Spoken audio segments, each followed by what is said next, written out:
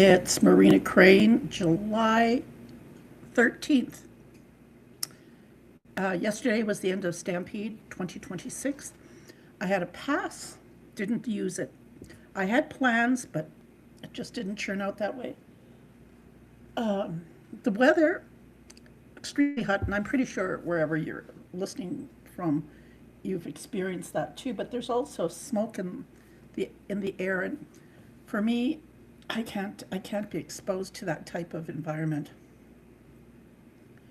I know I'm maybe a bit depressed because I was thinking, why haven't I submitted a podcast recently? Well, again, maybe I don't. The greatest thing a person needs to do is not self-diagnose. My goodness. Okay, so what's been the wrap up the past couple of days or weeks since I put a podcast out? Well, for one thing, which sticks in my mind, there was a concert because in the Stampede there are concerts, free concerts, and there was an argument where someone pushed an Indigenous man, and the fellow said to the guy who pushed him, like excuse me, kind of thing, like don't be pushing me. Uh, the guy became like, anyway, it's on TikTok.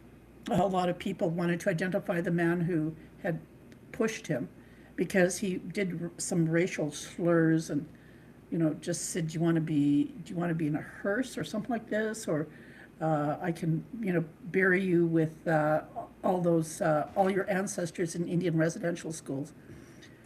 The denial of white supremacy, or the denial of what happened in Indian residential school, or even the fact that it's a joke to white supremacists, is a stark reality of just exactly what it's like to be Indigenous. Now, I made comments like that to people in my community, and they said, well, it's always been around. And I said, yeah, that's right. But I don't know if people actually understand the gravity of this until a friend of mine made a comment. She says, well, if the individual he pushed, rather than being Indigenous, was Muslim, the Calgary City Police would have acted on it. Again, because it's considered a religion. But again, too, you know, different mindsets and how people perceive what is appropriate or inappropriate. But at the same time, too, people in Calgary, and of course the whole world, have to realize, like, white people are a minority now. And and at the same time, too, even though people may think that black people are a majority in other countries, uh, the statistics are like there are 1 billion white people, 1 billion black people, and what, 6 billion people of brown skin. As evolution has it, we're not at a stalemate. I think we're in a process of people thinking, who's manipulating me, who's trafficking me, who's mansplaining me, who's fawning me, all this limerence, all this violence, all this need to control somebody.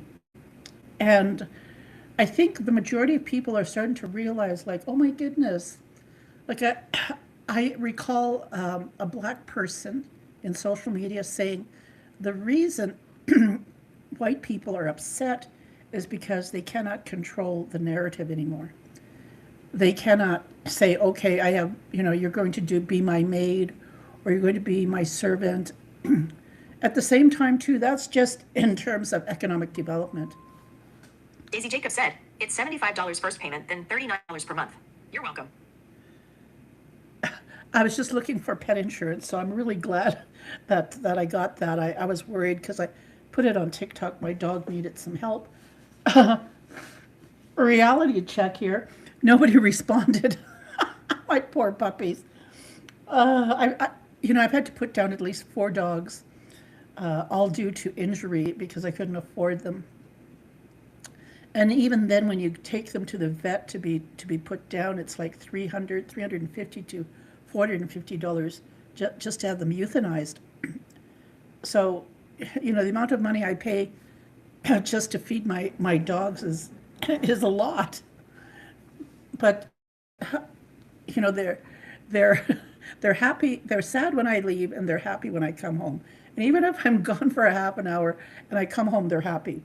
So that kind of relationship with another living being or living entity is like, it's really important for me. And I believe a lot of pet owners as well.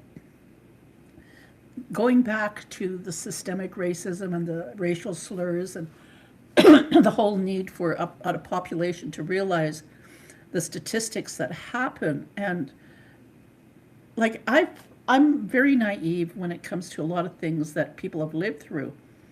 I believe I've lived a very sheltered life, and again, when I meet other people who've lived sheltered lives, it really it amazes me, like because parents raise their children to protect themselves, and when you're raised in an environment where there's lateral violence or there's civil unrest or even civil war, the idea or the ideology of raising your children to be isolated and protective, and for the child to live your whole life in that environment, even though you're a person of the world traveling all over the place, there is still that naivete of exactly what human beings are capable of. And for me, even though my parents were raised in Indian residential school, and the same with my grandmother, there was always this notion that there were people who were claiming to be medicine people who were really pedophiles, or they had been notorious gangster type quality when they were teenagers, and all of a sudden they're doing sweats for inmates and the whole 9 yards of trying to convert people to their way of living so they could stop the addiction of whatever they were living with. Now, I grew up that way, but at the same time too, it gave me a head start in making sure that I just didn't listen to people's lies or determine who was lying, especially like when I wasn't taught about human sexuality by my parents or my grandparents, or, or for that matter, my aunts and uncles. Now, I'm going to tell you a part of how I understood human sexuality. I ran away when I was 17, and I turned 18 in Vancouver. It was only a few months. Didn't have the slightest notion about employment, rent. I knew nothing about prostitution, human trafficking, gangsters, nothing. I didn't know about drug trafficking as well. And lo and behold, I get pushed right into this drug underworld. And where we were staying, there was just four of us, me, Pat, Larry, and Phyllis. Four of us. We shared one little room with one mattress, and like how silly of us as teenagers and children. I've lost track with them. I know they've probably lived very harsh lives because I had the insight to come home after I think 6 months in Vancouver, and and again too, I think knowing and being promiscuous, I didn't understand. I thought like, okay, I'm a human being. I can behave and do what I need to do. The social norms back then, because what they just discovered the birth control, and there was the hippie movement, make love, not war. Rock and roll was coming into place, psychedelics. It was like I don't encourage people to run away, but for that in itself, for me, was a huge life changer. Even now in my old age, when I go to sleep, I still have those memories, and they're good memories because I chose to not get involved with like the drug world, prostitution, trafficking, lateral violence, physical violence. There were just some things I stood back and watched, but at the same time, some things I did get involved with that I regret and learned from. Now, when I came home, and the following year, or I think it was in the fall or the early winter, I was sexually assaulted with serial rapists from my community who were married, young married men. I didn't understand the whole psychology of men too. Understand this. This is like 55 years ago. And even today, like when you talk to women and you realize like some people do not want to have children. And back in my day, that was very few and rare for that. The only thing that I think about is when my parents went to India and my two sisters and myself, we were children. We were billeted out to 5 women who lived in one house. And at the time, I didn't know women couldn't own a credit card or a home. So the fact that a cloister or a group of women came together as sisters to make a family so they could all live together in this home in safety, did not comprehend that. All I knew was that there was sexual revolution and this whole logo or saying of make love, not war, didn't really click. And I guess too, that was the time of like John Lennon and Yoko Ono. So as I look at things today and I look at how people see Muslims, how people see all types of religion, Catholic, Mormonism, and I know about ritual abuse. I also know too, like the fact that men don't like women. They use women as sexual objects to have sex. And a lot of women are in denial that that's the what men see because growing up I was sexually active for just a short amount of time in my life. But during that time I knew married men who pretended they were single were just like they were just like mosquitoes. Oh, heck. And all under the guise of religion or social norms of thou shalt not commit adultery. And I was talking and listening, and we have discussions about Mormonism and also discussions about what they call the Republican Party when they have conferences. Like down the Wasatch Front in the 70s, it was notorious for the police to raid little parking rest stops for homosexual activity and to arrest the men. Again, too, I worked in the state hospital, and one of the former patients had successfully killed herself. And she had entered there when she was 15 and had been the girlfriend of a notorious serial killer who was shot and executed, the last gun execution by firing squad in Utah.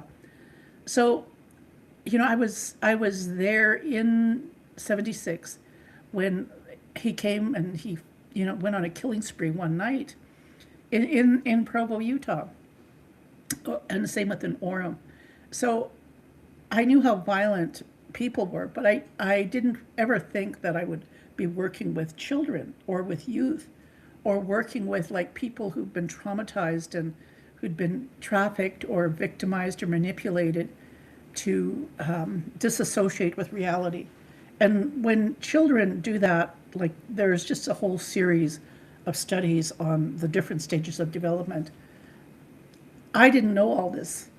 And the thing about social development and human development, especially with young women and older women, middle-aged women as well, I think it's important to have a discussion about healthy human sexuality. It's important for women to experience orgasm because it really sort of gets everything in the nervous system moving. But again, too, since the 70s, women have a choice to use birth control or abortions. Now, during the Calgary Stampede, there's the highest rate of infidelity and divorces. People who've been married supposedly happily for 30 years get divorced. The largest amounts of sexually transmitted diseases, the largest amount of abortions. It's a ritual. We're calling ritual abuse or ritual. It's people giving permission to behave a certain way, and the whole city takes part in this. So it's just like everybody's giving permission to be promiscuous at anybody's expense, especially children who are apprehended from parents who are drinking and drugging, or even missing down on the midway. Like I chose not to have children, and the realities of just is perceived as a healthy human sexual male isn't what it appears to be. Now, when I met Nathan Chasing Horse, he just didn't, there was something different. Not that he was handsome or that he had some sort of sexual, like that I knew he would be good in bed. No, there was something not sinister. There was just something, because understand, I'd been around a lot of Indigenous men who just in conversation I would know, like, oh my goodness, that this man is dangerous. Or they'd be so obvious because they weren't that diabolical, they weren't that manipulative or skillful in hiding their behavior. And so that's like I said, I was raised this way to be alert, even though I wasn't alert when I was violently sexually assaulted. But a huge lesson, a lesson I learned and continue to learn throughout my entire life because of lateral violence and because of women's notions of how a woman should behave. Now, even in lateral violence in Indigenous communities, I was talking to a young Métis woman, and we were talking about pretendians and the notion of how important it is to approach certain leaderships in First Nations, Inuit, and Métis communities, and that it's one thing, for somebody, especially in the city of Calgary. I think there are 40,000 Indigenous people living in the city, and if they have lived in an Indigenous community and now as adults they're living with their families in urban areas, the reality of it is, like, if they have a status card and they don't have that connection, then how do they pay back society? There was one young woman, Chris Dirks, and she passed away a few months ago. There was a conversation I had about pretendians, and she had conversation. She used the pronouns they and them, and she had said, I know I've applied for grants and I've received grants and I've had many opportunities to excel in the music industry because I'm using Indigenous status. And she says, I do intend to not apply anymore under the umbrella of Indigenous grants. However, she was still aware that she had Indigenous bloodline and a status card, okay? So the reality of it is, like, there are some people who have never lived in Indigenous, Métis, or First Nations communities who have a status card, have applied for it, and they abuse it. They have no understanding of the poverty or the injustices that the Indigenous communities face every day. Example, in one community, a 12-year-old, like, I think they're having her funeral today, killed herself. In my community, even my sister's granddaughter tried to kill herself. The reality of alcohol and drug abuse and how matriarchy has to be there, no matter how horrible the family member is in just being disrespectful and just acting out inappropriately. Who's going to be there for that individual? It's usually the matriarch. And again, too, who's there for the matriarch?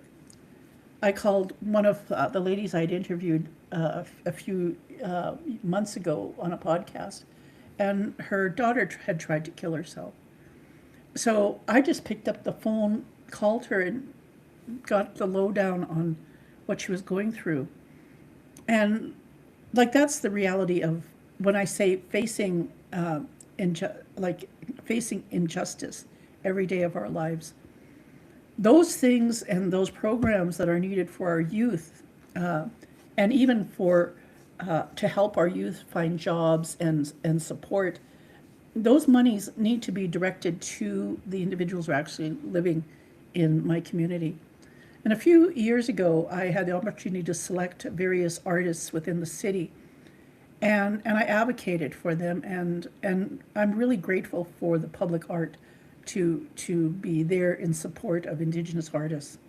Those types of examples are what is important, that people actually are looking at people who have actually lived in First Nations, Indigenous, and Métis communities. It's a really difficult thing if the person who has a status card isn't advocating the same structure. Because it's one thing to be employed, it's another thing to advocate and make sure those monies go to people who have lived in poverty. So again, when you're in a community where men hate women, and I'm saying not just Indigenous people, because the reality of it is, I think I don't know if it's Muslims that think that women are lower than animals, they're lower than a pet, or they're men. Not even Muslims. I'm sorry if I'm picking on Muslims too. It could be Catholics and Anglicans and Mormons, especially Mormonism. Get this: a woman, if she's physically, mentally, or spiritually, or whatever, what they call abused, and wants to divorce her husband, she cannot enter the kingdom of heaven. She has to be married to a righteous man in order to get into heaven. So a lot of women buy into this, we'll call it illusion or delusional way of thinking of some group of people wanting to have control over their sexuality. And you see it in the Republican Party and all the things that they're trying to do when it comes to the rights of women and their bodies. But at the same time, too, I think it's also important for men to step back and think, why am I in this relationship? I think somebody had reported that 50%, or I forget the statistics on how many men are bisexual, and that they just do not, like for them to have sex with a woman because they hate women is to fulfill their sexual needs. So, and I kid you not, I am naive about all this stuff because I've never been in a relationship. I've never had to sleep in the bed with a man like a partner. So a lot of this sexual drive that men have, I've been quite naive about it. But at the same time, I have no I have no reason not to not to doubt it, because I know at a very young age just how men treated me. And the fact is, it was so rampant, and because women didn't have very many rights 55 years ago. So now, that women have succeeded in becoming professional. They are able to have their own credit card, own their own home, own businesses, become millionaires, billionaires. The whole notion of human sexuality and the needs of what women can actually do or live without. Now, I tell you, like, how long I haven't been sexually active, and that's the truth. I know I've talked to Barry Ben, and I know one man says the longest I've gone is 1 year, and I like it just amazes me how somewhere along the human evolution line or circle of male development, that somewhere somehow something got off the rail or went off on a different route, like there's a river and somehow the river flowed differently, and because of that, human development and the reason why men behave the way they do is like, what happened? What did their fathers not teach them? Their uncles, their grandfathers, what did they not teach them? And why, for some reason, were they so ashamed of where they grew up? In poverty? Or the fact that they were embarrassed about the patriarchy, like the male patriarchy, even though it was mostly like for dominance, they still, like I said, somehow veered off this path of healthy human sexuality. Now, I was thinking about Nathan Chasing Horse, and I thought, people get tired of me talking about him. And I thought, why, after like 20 years, why do people, think that I was obsessed? Was I going through depression? The reality of it is like just the whole notion of why people would follow someone who has like $350,000 in child support, who has a bunch of children that he's sexually active with, and that they supported him. I like that was the whole wondering, why are women supporting a man's behavior? Again, too, it's just like when women are married to men who are sexual or violent and beat the bejesus out of them. I thought about that when I was a teenager because that's all I saw. My mother being beaten, my aunties, my cousin, like I just saw it, the abuse. And even intergenerational, now that I'm older, and some of the elders who were like my grandparents' age, and knowing their legacy because of the sexual abuse that they left, their legacy within my community, it's astounding.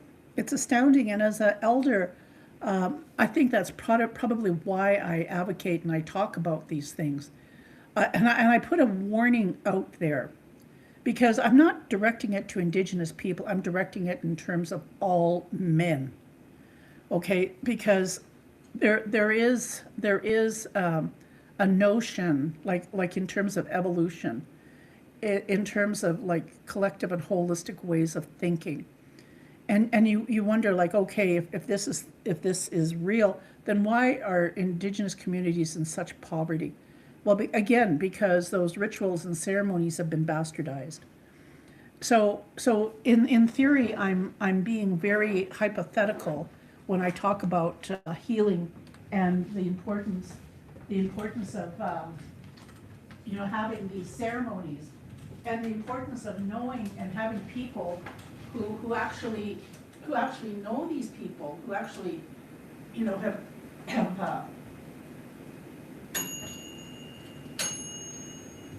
who, I'm sorry, but who've actually gone through ceremonies and gone through healing.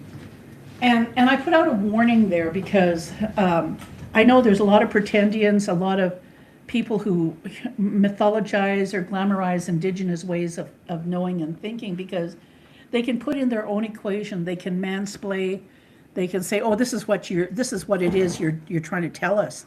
I'm going, no, we're not trying to tell you a damn thing. All I'm saying is that throughout history, even before I was born, there have been people who have had disconnection from their communities, like hundreds and hundreds of years. But understand too, like even 1,000 years ago, a lot of people lived in communities. A lot of people in those communities were horrible, like the people who came off the Mayflower. The first year they became cannibalistic, and again, people allowed that to happen. So a lot of things and a lot of intergenerational trauma and a lot of hearsay in terms of people who lived in communities and systematically just wanted to make sure how they saw themselves and how their children saw themselves. So, for example, I had about a couple of hours on Instagram texting this one fellow because somebody had posted there was a nude beach on Tsuut'ina. And they didn't say Tsuut'ina, they said in Calgary. Said in Calgary there are 2 nude beaches. I said, the one that you're talking about isn't in Calgary, it's on Tsuut'ina. And I had this stranger, like I checked his Instagram, it was a private account, and I told him, I know your private account. And he started mansplaining me, telling me like how ignorant I was, that I was no better than the colonizers, etc. I don't think he really commented on other comments where people said, no, this is Tsuut'ina land and that's Crown land, and do you realize, like, yes, they're trespassing. So in other words, the fellow who did the TikTok, he was mistaken in saying it was in the city of Calgary, not understanding the legal complications and the realities of what the Indian Act is or what the federal government's jurisdiction is with regards to municipalities. Now that's all, garbage talk and whatever you might think because it doesn't affect you. But for me, I've lived with it my whole life, and to have somebody mansplain me or stab me in the back about, what I think is not fair. I just explained to him, that part of our community is a dangerous place because people from the city have come and killed people, burnt them on the site close to this nude beach.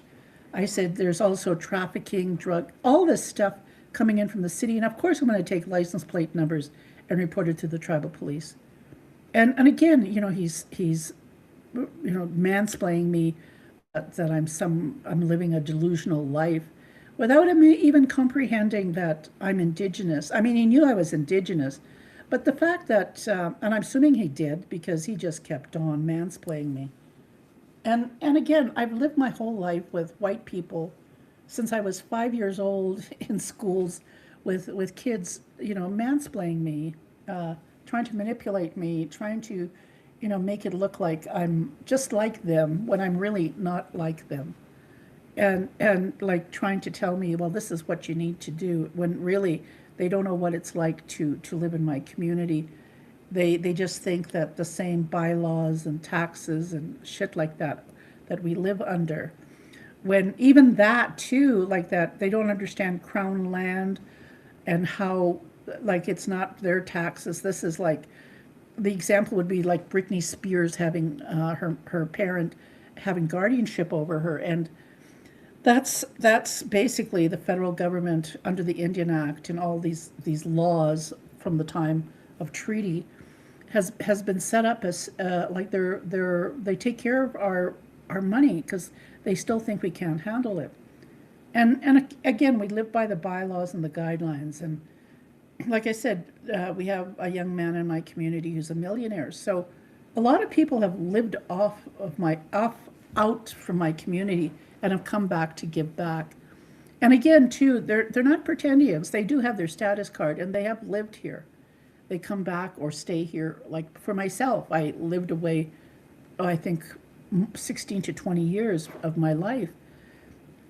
I again, too, a lot of the colonial constructs of what is deemed Indigenous, I understand that to a point where I know how not to participate. Example would be when Nathan Chasinghorse, the court subpoenaed one of the girls from Sutina to stand and testify with one of the victims who had known Nathan, I think, since she was 7 or 6.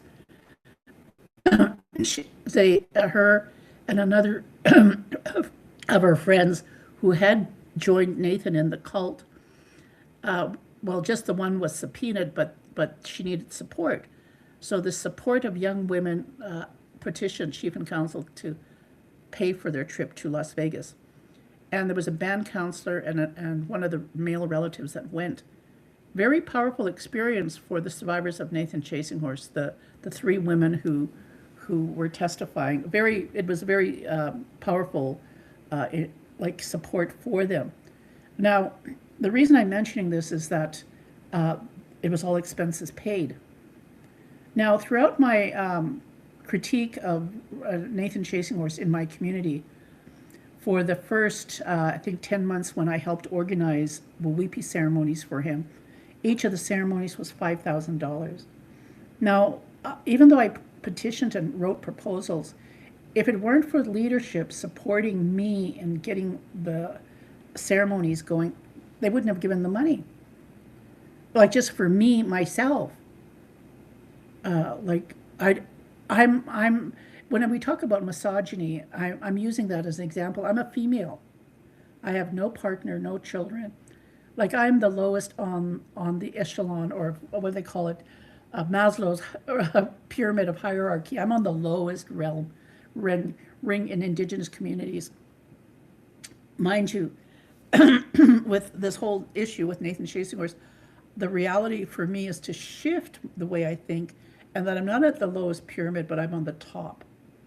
And so that's why I'm doing my podcast, is because from the very get-go, when the leadership in Tsuut'ina was manipulated by Nathan, in the sense that he was taking these two young girls and he was going to make one into a supermodel, and like really promote these young women, like in the entertainment field, and to pay their rent and expenses, like as more followers from the reserve, even women who had married in, had petitioned to get moved to Las Vegas, and the chief and council, certain leadership paid money so that they could pay rent for the supporters of Nathan Chasing Horse. And I don't know the exact amount, but I do know in one of the interviews by, I can't remember her name. She's originally I think it was her mother's from Hobbema, and then her mother married into Paul Ben. So I do know, like, just the amount, how skilled some women are in approaching the chiefs and council from different communities for money, like holding your hand out at a price. Now, I know when he was arrested, the amount of money that went out to bring all his followers that from Tsuut'ina back to the community was spent. So for a long time, and even today, when I talk about my podcast and I talk about the silos, the individual groups within the community and how they fight amongst each other, that is existing from, I'll say, a colonial mindset. You still advocate. I still say, well, I wrote a letter to Chief and Council, and the woman who intercepted is the daughter of one of the serial rapists that I took to court. Of course, she denied my application. But again, too, that's, when somebody says, why didn't you apply, Marina? I'm going, oh, there's lateral violence. I may have moved up in status in terms of being an elder. And again, even for myself, I've always been vocal. More so now that I'm an elder, because what have I got to lose? Throughout my life, any kind of threats not to have a place to live or a job, I just moved off the reserve and found work because I wanted to get an education, earn my degree. If I'd had dependents, if I had a partner or children, it would have been very hard. I would have had to have sacrificed my voice, my narrative. But I haven't. And I don't think women who've chosen to have children can understand like that in itself. Just like I can't understand, what it would mean for a woman to be triggered when she sees a baby, and triggered in a way like, oh, I want to have another baby. I don't have that. And I'm pretty sure women who've lived on reserve don't understand how I have lived so independently, alone, because it frightens them. My conversation with one of the ladies who I had to step back in friendship, but we started talking, and I mentioned to her, I said, because of this Nathan Chasing Horse, I said, some of the women still thought I was chasing after him. And I don't know, I can't comprehend that notion of how women think that way. And she said, well, Marina, understand this. Like, again, this is the reality of Indigenous women and men, non-Tsuut'ina, who come into our communities, thinking they're such hot male studs, come in, and all of a sudden, all these women are swooning over them. And I'm not saying just Nathan Chasing Horse. We have a history of it, believe me. And some of these men are not even attractive like Nathan Chasing Horse. I mean, there are parts of him, I think, when he has makeup on, that he's attractive, or when the light hits him a certain way. But again, too, I'm saying the reality of it is the history of non-Tsuut'ina men coming into our community and sleeping around, like having, like really, you come and you sleep around, stay at one woman's home for a couple of months, then switch to her sister or cousin or whoever, and eventually you end up with someone who you decide to have children with. Like, when we were having the conversation like that, I'm going, oh yeah, that's right. And she said, yes. She says some women just do that. Like they just take part in sharing this man. And then when the man finally settles down with one woman, it's the history of all the women he slept with within Sutana that he still has to live with. And it's those women who have enabled him to live this lifestyle who just don't really care about my podcast, who just don't care about how dangerous men are, because they're just blaming it on women. And again, too, this lateral violence is so extreme, to the point of like hurting people just so you can earn like $100,000 wage every year. Like it's stiff competition, I'm telling you, only because like we're quite wealthy, and again because of all the money in the past 20 years that was dished out to Nathan Chasing Horse. Like it's phenomenal. Like even within my own relative, who again too, I can't comprehend why she can't press charges against that monster. Or excuse me, I was told not to classify him in any other way, not like just as a person who's done a horrific crime. Okay, so really, like a disassociation, delusional, fear, who knows why people choose not to heal. Again, too, why do people live like this when there's help? And yet again, too, is it pride, or is it just the fact that you're so mentally unbalanced that you can never find reality? I don't know. I don't know if people are schizophrenic or bipolar. I really don't know. I'm not a professional, but for some dark reason, the whole notion of the legacy of Nathan Chasing Horse is interesting. That's why I do the podcast that I do. To the point where, when it comes to human sexuality and people not wanting to see how men are.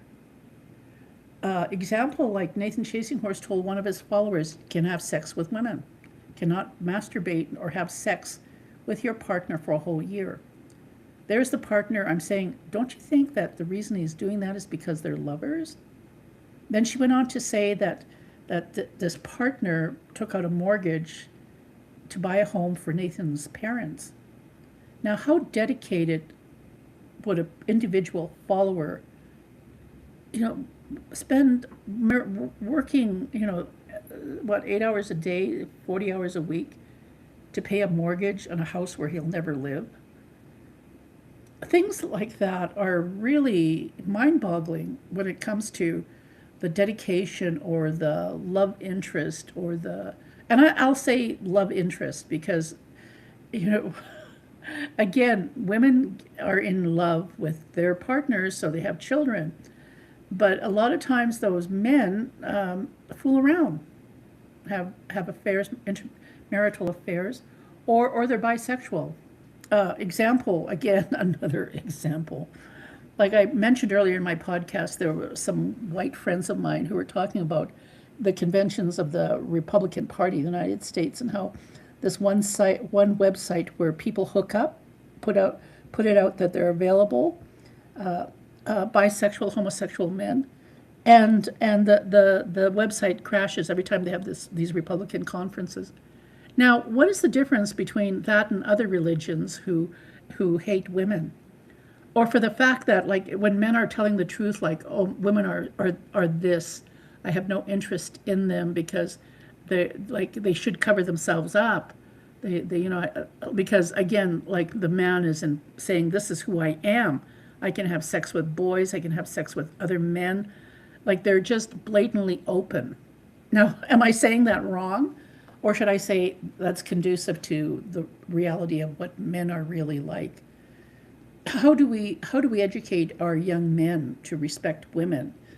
The fellow who escorted me and bless his heart, I even took my medical, a form that says if I have a heart attack, resuscitate me. I had that in my medical bag. I didn't get the opportunity to show it to him, but I knew that, he was there in case I needed medical help. And he was there just to validate everything that I had experienced over the 20 years.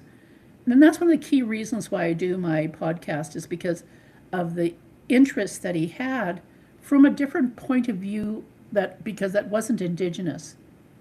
So he's coming from a different perspective. And so, like I said, on the Maslow's period of a hierarchy, I was on the lowest of the low, and now I see myself at the top of the pyramid. So when we were talking about the energy, the sexual energy that happens in rituals and ceremonies, and how Nathan Chasing Horse used that, because, like I explained, that in the Wawipi ceremony, what I've noticed is the sexual energy just within the participation of it. And I only can equate it to going into a nightclub. Like even when I was in Vancouver during the hippie revolution and free love, go into these dark nightclubs with strobe lights and everything, and there was just, you could just feel that sexual energy. Like it's innate in all human beings. However, in different societies and how they conduct themselves, like I said, look at the Calgary Stampede. Given permission, high divorce rate, high children being apprehended, all that's an example. That's a perfect example of society given permission for people to behave inappropriately. Now, is it inappropriate, or is this just showing them the reality of actually what human beings are capable of, especially men? Especially men who have a lot of anger towards minorities, or they think because of the way they see themselves as heterosexual, or they're really have fragility, especially when they're stupid drunk. I had one of my late father, when he was younger, I read a paper from a fellow who was in Oxford or some sort of high prestigious university in England, right, to my dad, saying, that when he was a freshman, how he'd get drunk with all these other young men, and how he was so lonely. He took advances from another boy or young man, and they became lovers for a couple of years. And after repenting, he realized that it was the alcohol that drove him to this homosexual behavior. And yes, my father was an alcoholic, and I had seen him with one of his male lovers.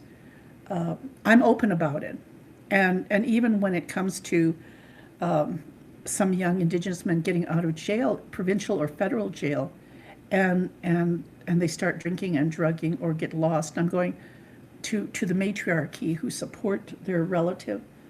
I said, we don't know what our relatives have faced with other men in these prisons, or even in society when they're drinking, because of what men do to each other. So I know when I was talking to the guy who escorted me to Las Vegas, I was talking about promiscuity, and he made a comment. He says, "Oh, you broke hearts." Like, in other words, because I was sexually active, I automatically, a man fell in love with me. And see, that's misconception about healthy human sexuality. It takes again, the whole notion that it's the woman's responsibility to, like, because of you somebody fell in love with you. And I'm going, no. I said I could say that to men too. A man chose to when I made advances, he chose to have sex with me. It was mutual, but it doesn't mean that he fell in love with me or I fell in love with him. It was mutual. We walked away. So again, healthy exploration, trying to figure out your identity, trying to understand your sexual, what drives you sexually. And a lot of times too, like even women who choose to have children, and that bond they have with the child, like the losing of one's identity for 5 years, and just the hormonal things that happen within a female body, even when it comes to their monthly period, and just the extremes, like when they measure it, and you expect men to understand this cycle, this hormonal cycle, when it has everything to do with the way a woman thinks. And of course, any man who wants to control his wife is going to say, "Thou shalt not." I am controlling your libido. I'm controlling your impulses because you are so wild and primitive. You need me as a man to help you get to heaven. Ugh. I mean, if you look at it in terms of systemic racism, and you look at the white dominant world getting upset because dark skinned people are refusing to obey them, and they're saying, "Why aren't you obeying me? Your great grandparents were slaves, or your great grand, you're like even, you're like, oh, it's, as my cousin would say, a conundrum. But it's up to us to decolonize it and understand it. So when I lived in Utah, I never went to I never went to rodeo or anything. I did go one time to a rodeo, and it was like, again, I'm around Indian cowboys. My father was a bronc rider, a rodeo announcer. I bet my family has been in rodeo, in indigenous rodeo. So when I went to a white rodeo in Utah, I was totally floored. I mean, it was like Little Italy, like during the festivals in September. I walked through Little Italy and I just saw, oh, the promiscuity of young women dressed with almost next to nothing, just flashing their bodies, and men just like when men groom women to behave a certain way, just to make money, like trafficking, or like, say for example, the theory or the conspiracy, and I don't know if it probably won't be a conspiracy in the next 10 years maybe. But the reality of like Epstein and like with his connection to Israel, and how all these blackmail tapes and the control he has over Trump, it's no different in communities, like in communities in Utah or communities in indigenous communities, where people have sexual, whatever sexual behavior they're trying to hide. It's black, like they have power over somebody. Now, like, so even for Epstein, they were saying like just the trafficking of children. So how far is that from reality in terms of Nathan Chasing Horse?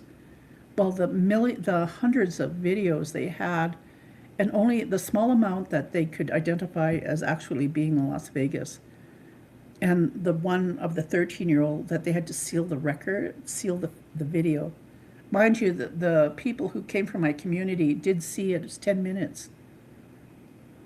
I also like understand this too. Some of the video that never, like they didn't, the federal government and the FBI didn't charge. Again, you got to understand the gravity of this. This man who's serving life in prison now could have been charged with embezzlement, tax evasion, and racketeering, on top of human trafficking. But it's the, like Epstein. But it's the video of him having sex with a 10-year-old child. Things that will probably never surface, percolate to the top, because like he's put away now for life, 27 years before he can apply for parole.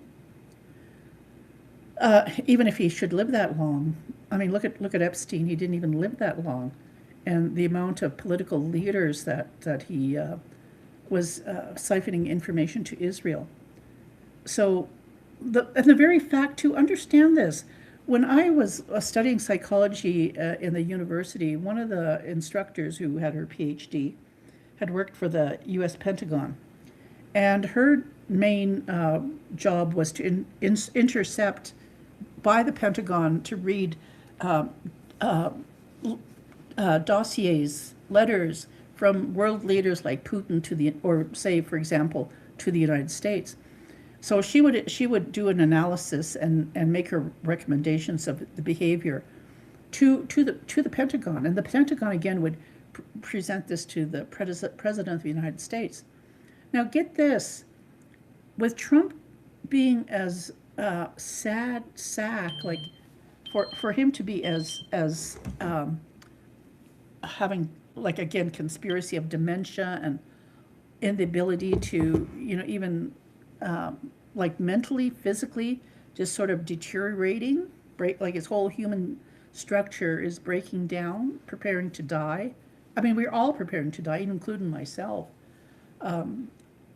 That nobody who intercepts these important dossiers. And again, too, it really makes you wonder who's running the country of the United States, because there are high level, educated people who know what the hell's going on in the United States. And as much as people want to use the conspiracy theory, these UFOs and lost civilizations and these giants and you name the narrative. It's like a fairy tale, or like people wanting to recreate Disneyland. And I, again, like when they say all these things, I'm going, don't you understand? When I talk about the Walipi ceremony and the energy and what's happening within that ceremony, and how as a collective we're all creating this energy, and we hear what this energy is. This is how we sense it.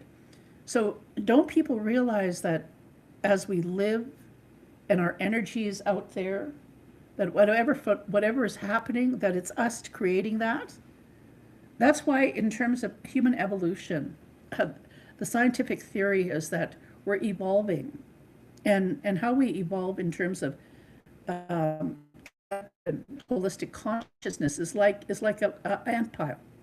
As we move, 8 billion people, okay, as a consciousness, and in the process too, when mass amounts of people die, we move, to sort of take up that space, and again, that's part of human evolution, but until we get a gist of how much that energy we give out in just our thought alone, and if we, like, I'm pretty sure decades and hundreds of years ago, all humanity had that capacity or that capability of understanding.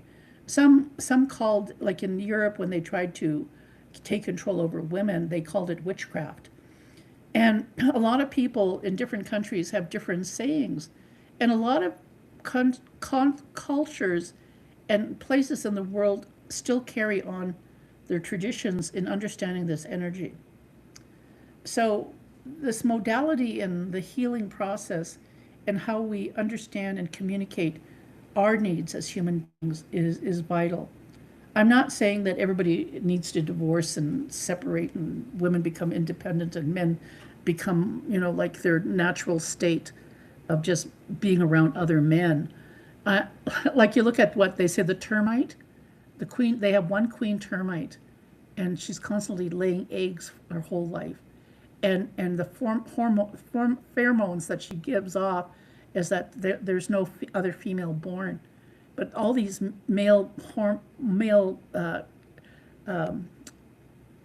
all the males sort of just work on everything just to keep her alive so they can live. So I'm not saying we're termites, or I'm not saying we're ants. I just know, in terms of evolution, the energy that we're trying to understand, that's a great mystery that takes away from the senses, the five senses: hearing, tasting, smell, and sight. There's something, a greater mystery, and only we experience it when we come together. And if we are so used to coming together from the time we're children to the time we're old age, it becomes a way of life. That disconnection and that understanding of what is appropriate or inappropriate is based on that collective. I think that's why a lot of people try to, try to adopt indigenous ways of living. They become, like, it seems so simplistic that they have to mansplain to other indigenous people, even though they're white. Like, white people mansplaining or explaining how we should live, yet they don't comprehend what we're trying to tell them because they don't have that experience, and they're so much into their ideology they can't see it. So I think in the same sense too, again, I'm just grateful that for the person who escorted me to Las Vegas, that he gave me the opportunity to really like take a look at who I am. I was I think sometimes we, like, especially if you've gone through genocide, we tend to, for me, I tend to have not seen myself that way. And it's not because I'm not loved, but in a sense of like being seen. It's a warm, fuzzy feeling. And I'm grateful that I felt that with him, in the sense that he was curious in my story, in my narrative. And the reality is that I have something to share with humanity.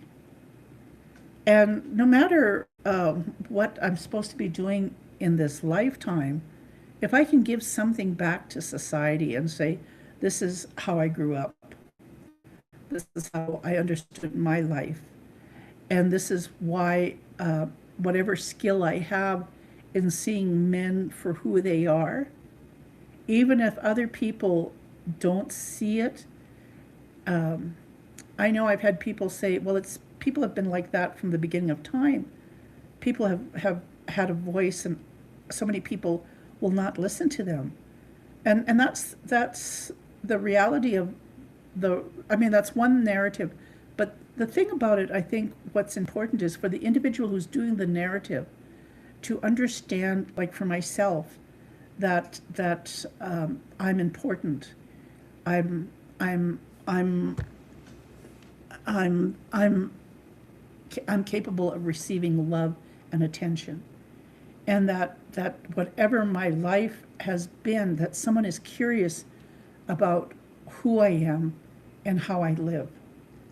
A lot of times people have a feeling, like when I talk about energy, most of the time when I meet people, they sense this feeling. And when I try to explain to them the process, sometimes they get it and other times they don't. And so I use this podcast to let people know. I'm just very fortunate that I have a home base. It's my anchor, it's my antenna, it's my source of power in the sense of empowerment. And that it's important for us to protect our heart, mind, spirit, and soul. It's important for us to acknowledge those people who see us, and also to protect them with their, you know, their mind, spirit, heart, and soul. It's important because there's so much people, without even them knowing it, eating that energy from us. We're living in a dangerous time where people have been hurt through trauma, through manipulation, just totally wanting to give up. And the like how I can't, but to comprehend how a 12-year-old child would just want to end her life. I can understand that. I worked with high-risk teenage girls. All of them were sexually abused. All of them. And the boys, when they acted out on the boys' ward, all of them had been sexually abused. So this propensity for adults to be sexually aroused by children is historical. It's been around since the beginning of time. It's called ritual abuse. And part of my fear when I went to Las Vegas was to run into that 7-year-old child who I saw with her mother here 20 years ago. And because she was born in 2000. Now my niece was 8 years old. And the other girl who also Nathan had, she had helped put Nathan behind bars. She knew Nathan when she was 3 years old. So when talking to the supporters of Nathan Chasing Horse and disclosing to them about my nieces, two of my nieces, and that the youngest one, how in ceremony he would use a rattle to hit her over the head to scare her. And the reality is, like, yes, he scared children. He scared them, and he was sexually aroused by that. And understand this was happening 20 years ago. His propensity for children. And again, I don't know how I sensed it. And the only way I can understand it is, like, I'm a matriarch. I'm the oldest in my family.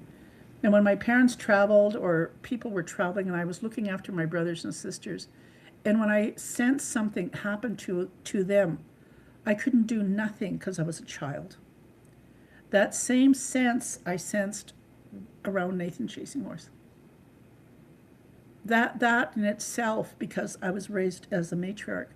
I know one young woman says to me, "Oh yeah, I've I know about matriarchy," and I said to her, no, she didn't like it. I said, you have to be born and raised in it.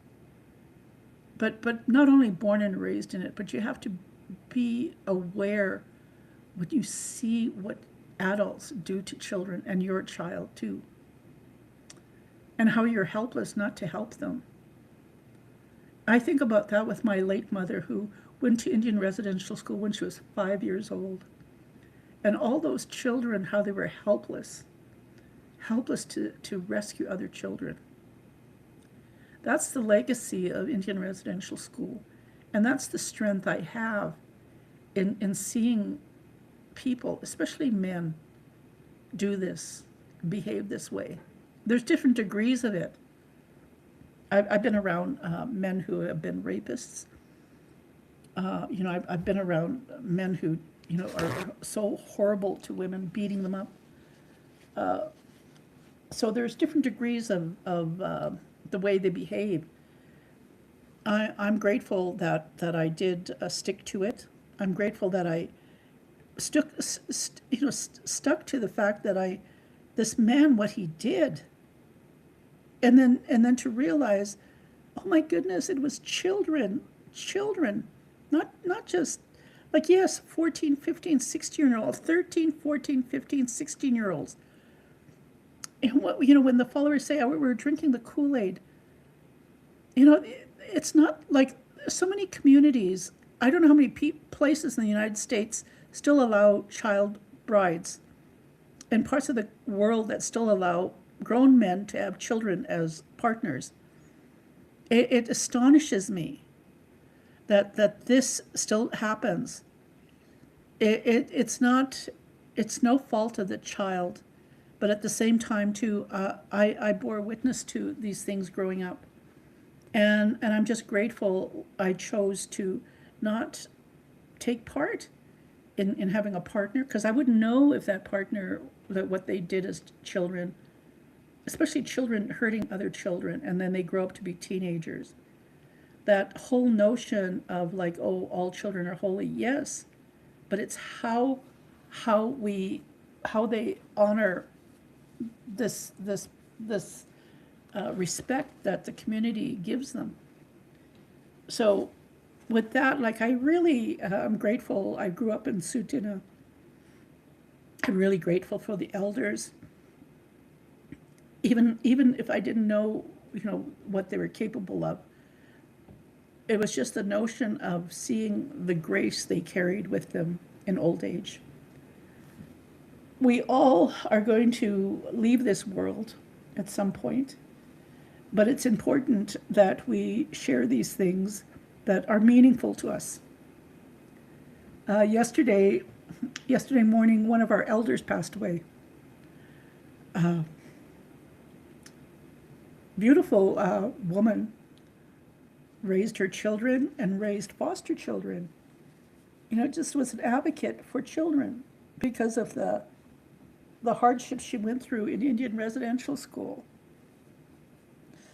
It's legacy after legacy of the thousands of Indigenous people who experienced that type of abuse and chose to help other children as they grow up.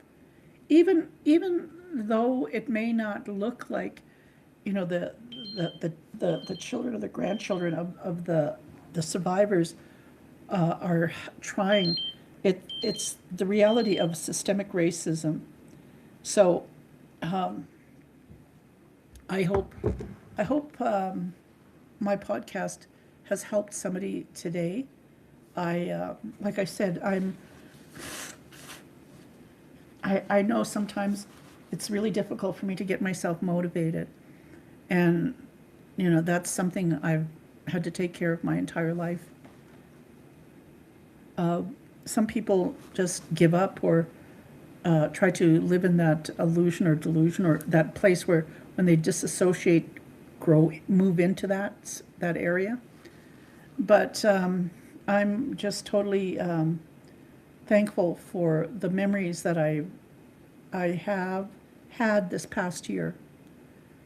Never knowing that there was going to be an end to the saga of Nathan Chasing Horse in my efforts to get him behind bars, in my efforts to alert people to how dangerous he was. And even if you only see the tip of the iceberg through news media, the realities of what he was capable of and the things he could have been still actively involved in. Understand this too, there are still supporters of his and still a lot of young Indigenous people who are practicing these ceremonies and who are abusing their own people, all for the sake of bastardizing the ceremony that was based on collective and holistic ways of doing things in a community that was enclosed. Those things don't happen today. But if you want to mythologize it, romanticize it, like that one lady who was here in my home, her whole life she embraced it in a very delusional way, in mythologizing, romanticizing it. And it destroyed her life, destroyed her daughter's life. And the reality of it is that if it weren't for her daughter having the courage to create a narrative, whether or not her mother was capable of even supporting her, it takes a hell of a lot to just create a narrative. If you can find a safe place and a supportive place and create a support structure, even if some of those people who you think are supporting you aren't, it's okay. You just need to find just one person. That's why I say when you go to therapy, shop around. Don't just pick any therapist. Or if you're going to do something with somebody, trust them. Trust them 100%. Whatever their background is, like the escort that followed me to Las Vegas. If he's horrible, like whatever happened in his childhood, his teenage life, his young adult life, his adult life, I don't know. And the reality of it is like his curiosity for who I am. I've never had that before. I've had therapists, but not in the same sense. And I think that's important for people because therapy is only part of this iceberg. It's the tip of the iceberg. There's such deeper roots, like a root canal. There are such deeper roots that are meaningful because it's not structure. It's a great mystery. So with that, I try to explain that when things happen in a profound way for you, you need to celebrate them through making your own ritual and ceremony, but not something to brag about. You do it in a calm, peaceful way, with no cameras, no tape recordings, nobody documenting it, anything. These things are something that you create in a sacred space because it's creator's will being done for you. It's the grandfathers and grandmothers gifting you, the individual, who is processing things as we go through our day to day without even knowing it, but having people validate it, and you stepping back as time has gone by and going, okay, that's what happened. That's why I felt this way. Like I said, the escort who escorted me, just doing what he did, and he may have thought, okay, I might have some prejudice, but it isn't racism. I've been around racist white men who I've had to travel with. Totally different. I have racist uncles, white uncles, totally different. So again, too, we're not all perfect. I know. I'm not perfect when it comes to just traveling with another human being, but I really enjoyed myself. I really enjoyed myself this year, and I'm so grateful. I'm so grateful that for the experience, so I could at least give some insight to non-Indigenous people, like what it is that they need to do and understand before they can even start developing programs or supporting Indigenous led initiatives, because it is important. We're here to be seen. We're not invisible. Thank you.